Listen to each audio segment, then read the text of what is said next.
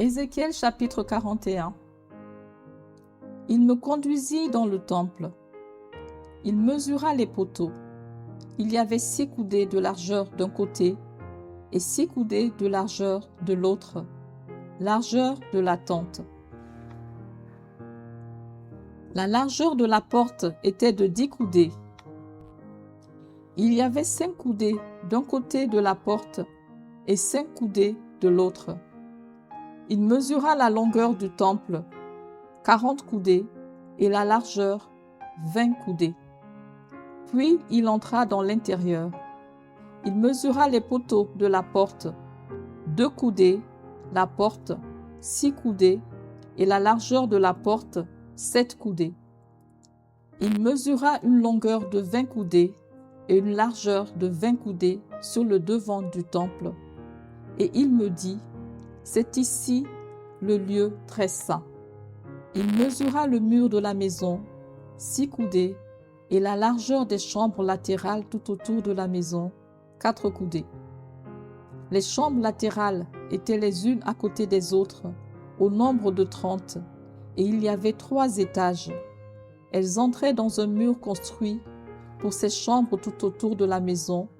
Elles y étaient appuyées sans entrer dans le mur même de la maison.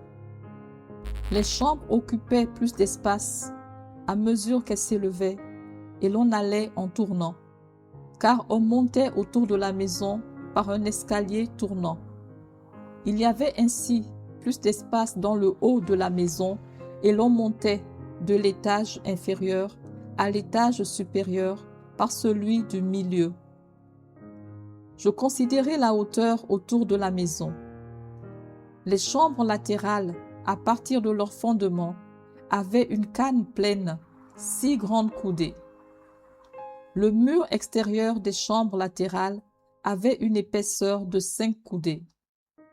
L'espace libre entre les chambres latérales de la maison et les chambres autour de la maison avait une largeur de 20 coudées tout autour. L'entrée des chambres latérales donnait sur l'espace libre, une entrée au septentrion et une entrée au midi.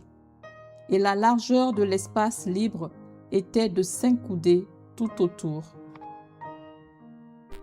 Le bâtiment qui était devant la place vide, du côté de l'Occident, avait une largeur de 70 coudées, un mur de 5 coudées d'épaisseur tout autour et une longueur de 90 coudées.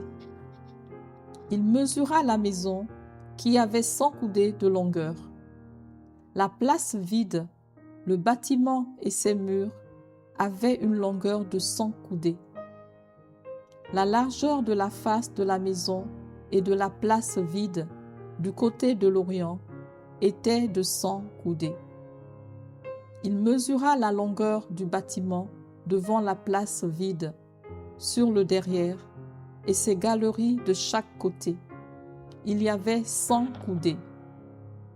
Le temple intérieur, les vestibules extérieurs, les seuils, les fenêtres grillées, les galeries du pourtour aux 3 étages, en face des seuils, étaient recouverts de bois tout autour.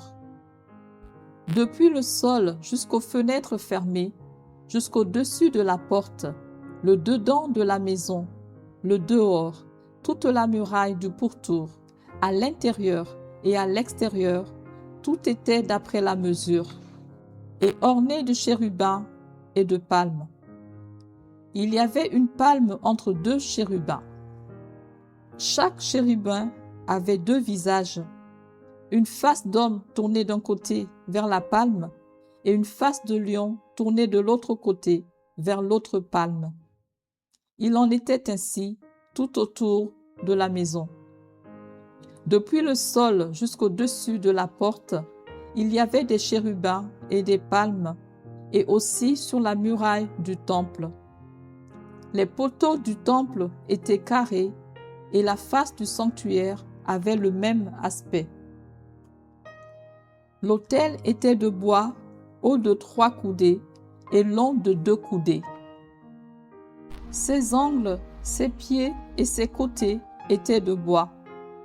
L'homme me dit, C'est ici la table qui est devant l'Éternel. Le temple et le sanctuaire avaient 2 portes. Il y avait aux portes 2 battants qui tous 2 tournaient sur les portes, 2 battants pour une porte et 2 pour l'autre. Des chérubins et des palmes étaient sculptés sur les portes du temple comme sur les murs. Un entablement en bois était sur le front du vestibule en dehors. Il y avait des fenêtres fermées et il y avait des palmes de part et d'autre, ainsi qu'aux côtés du vestibule, aux chambres latérales de la maison et aux entablements.